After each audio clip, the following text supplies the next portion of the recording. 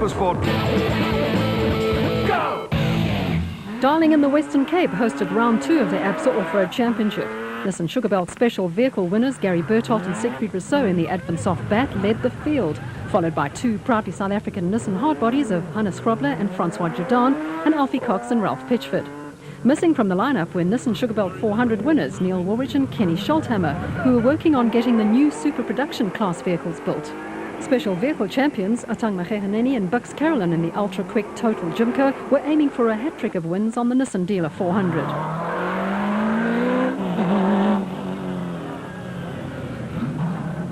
Special Vehicle Championship leaders Bertholdt and Rousseau wouldn't last long as they crashed the Advent Soft Bat into trees after a front suspension bolt broke.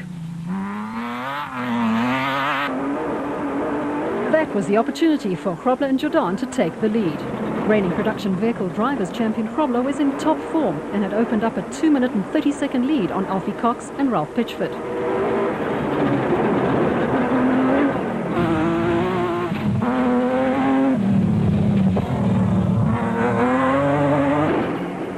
They were content to maintain their position on the road and preserve the Nissan hardbody at all costs.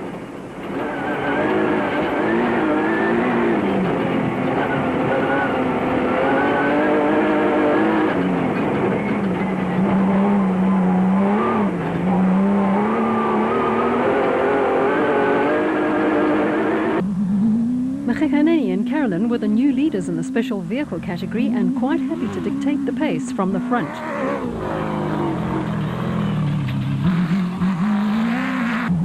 Robert Walk, who is a veteran off-road racer and has won more than his fair share of events over the past 30 years, was being hunted down by Terence Marsh and Michael Whitehouse in the Nashua Mobile Bat Spec 1, who seemed more at home with a manual transmission than an automatic fitted to the Jimco now being raced by Will Battershill.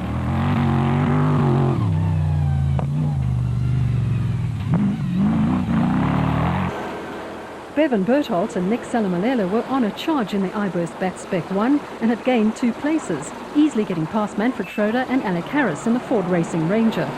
Battershill and Sutton had settled down well into the Jimco and had made up 2 places, while Mark Cronier and Chris Birkin in the Castrol Toyota Hilux 2.7i had a slight lead over rival Schroeder and Harris in the battle for Class D honours.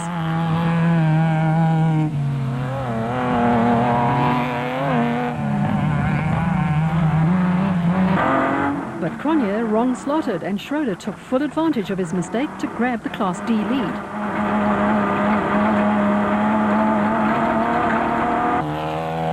There had been some rain overnight, but not enough to cause a problem for the crews.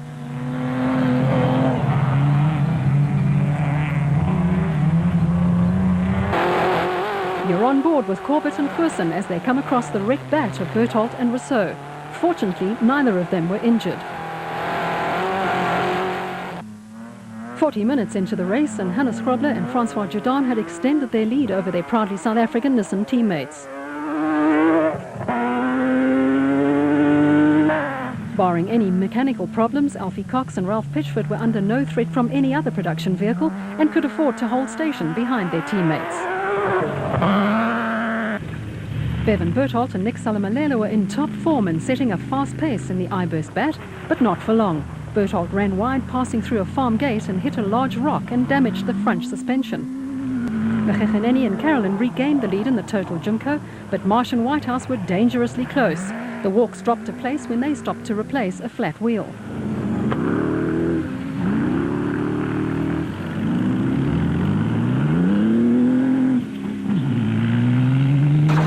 Bertholdt and Salamalela were eventually forced to retire.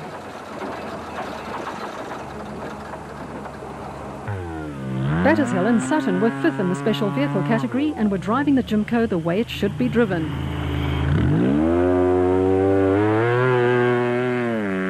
Team Ford Racing pair Manfred Schroeder and Alec Harris were 3rd overall in the production vehicle category and 1st in Class D, ahead of rivals Cronier and Birkin.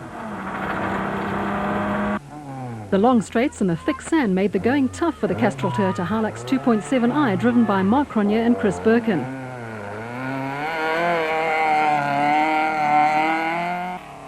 Evan Hutchison and Trevor Ormerod in the Class B Motorride Racing Bat got the better of Corbett and Curson when the early Class B leaders had to stop to replace a flat wheel. Hugo de Bruyn had to race solo after his father was sidelined with food poisoning, and to make matters worse, he was having power steering problems on the Class E leading Castrol Toyota Hilux 2.7i. Corbett and Goosen had Hutchison and Ormerod in their sights and continued to pile on the pressure. Gibson and Trethewey made steady progress in the Gibson plant hire bat, while Nell and Newbury had made up another 4 places in the Look ATE Zarco Light.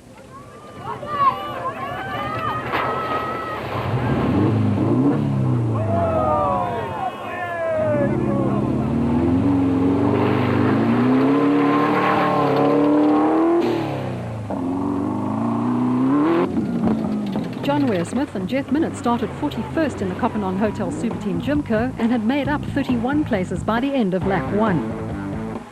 In the pits, it didn't look as if the Bosel N1 4x4 Toyota Hilux was repairable, and father and son Cliff and Louis Weichelt were lucky to escape with only bruises and minor cuts and abrasions after a big accident.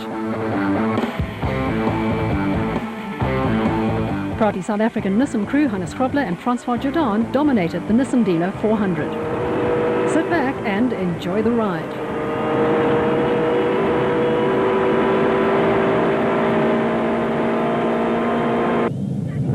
Alfie Cox and Ralph Pitchford still trailed their teammates.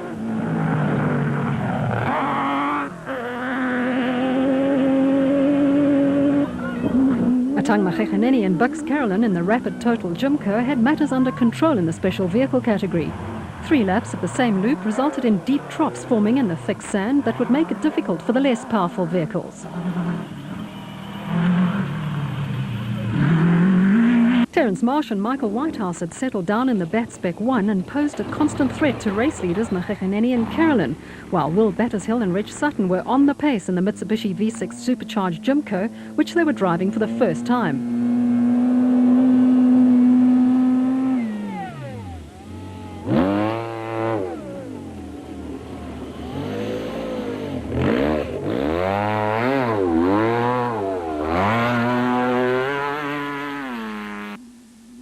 Robert and Gareth Walk had got to grips with the lag from the twin turbos fitted to the Superpave Chenoweth's Mitsubishi V6 motor and were in a handy 4th overall.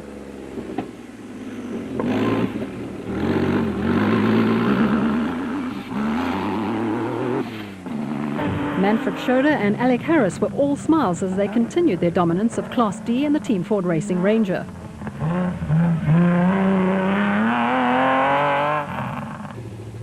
Fellow KwaZulu-Natalians Clint Gibson and Marcel Trethewey had moved up to 5th overall in the special vehicle category.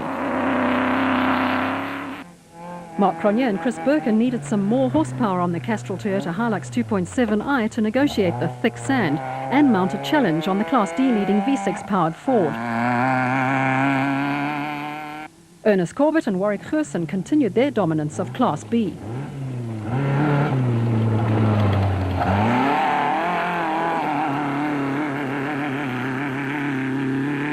The Century Property Developments crew had a comfortable lead over Evan Hutchison and Trevor Ormerod in the Motorite Racing bat.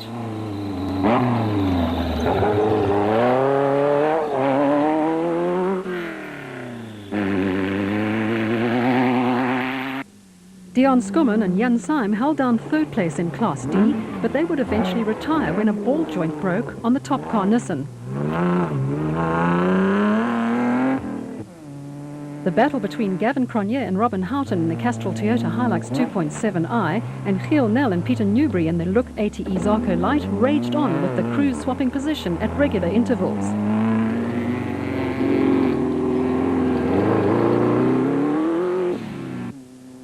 Chris Visser and Jaapie Badenhorst took advantage of Hugo de Bruyn's lengthy pit stop to grab the Class E lead.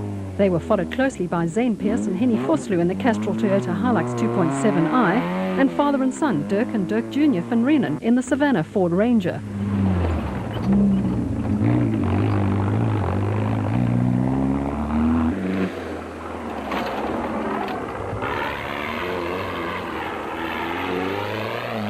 Race leaders Hannes Krobler and Francois Jordan were no longer under threat from teammates Cox and Pitchford, who had retired with drivetrain problems on the proudly South African Nissan hardbody. Schroeder and Harris were now 2nd overall in the production vehicle category and the Class D leaders. The Team Ford Racing crew were headed for their 2nd podium finish of the season. Third overall and second in Class D was fair reward for Mark Cronje and Chris Birkin in the Castrol Toyota Hilux 2.7i. So, Grobler and Jordan brought the proudly South African Nissan hardbody across the line first to hand Nissan its 26th victory in 34 starts. Only 13 of the 21 production vehicle starters made it to the finish of the Nissan Dealer 400, with Nissan scooping the overall win, Ford the Class D win, with Toyota claiming 6 of the top 10 positions. The vehicle is very good. It's developed for the Dakar, and it was a lot of sandy sections, and I must say this thing is excellent in the sand. I mean, some places in the sand we were traveling in 6th gear, and yeah, it was a good race for us. Terence Marsh and Michael Whitehouse grabbed the special vehicle lead when Midseason and Carolyn picked up a puncture on the total Jimco. There were less than 20 kilometres to go before the leaders could claim a maiden overall win.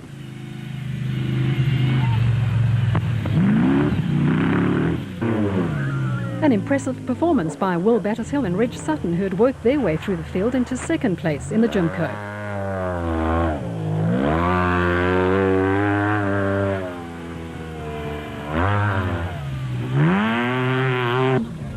Midseason and Carolyn lost too much time replacing the wheel and would have to settle for third in the total Jimco.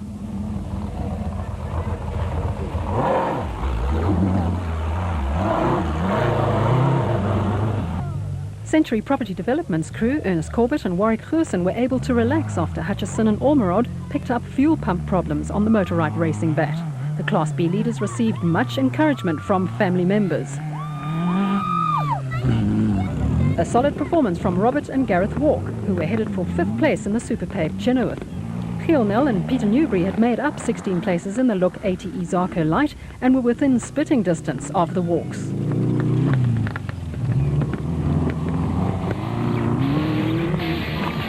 A maiden win for Terence Marsh and Michael Whitehouse in the Nashua Mobile Bat Spec 1. 11 of the 25 special vehicle starters completed the Nissan Dealer 400. South African constructed BAT and Zarko Light chassis occupied 7 of the top 10 places, with BAT picking up the Class A and B wins. The car was well prepared, so a big thank you to the team, to Graham Thornton who prepared the car. The car was immaculate. To Brandon Harkis and Achim, the guys who designed it, it really has come of age as such. Still a new car in its second event out. So yeah, we're very happy. Drove nice and smooth, didn't push it. Navigation was superb, no errors there whatsoever. So yeah, I just kept it nice and smooth and brought it home. A very big thanks to Nashua Mobile from a sponsor's perspective, and to Goodyear. Tyres were superb, no punches, kept it on the road. After 2 rounds of the ABSA South African Off-Road Championship, Grobler and Jordan had a 10-point lead in the production vehicle category over Schroeder and Harris, with Woolridge and Scholthammer dropping to 3rd. In the special vehicle class, Marsh and Whitehouse were leading Gary Berthold and Rousseau by 10 points, while there was a 2-way tie for 3rd between the Chenoweth and Jimco crews.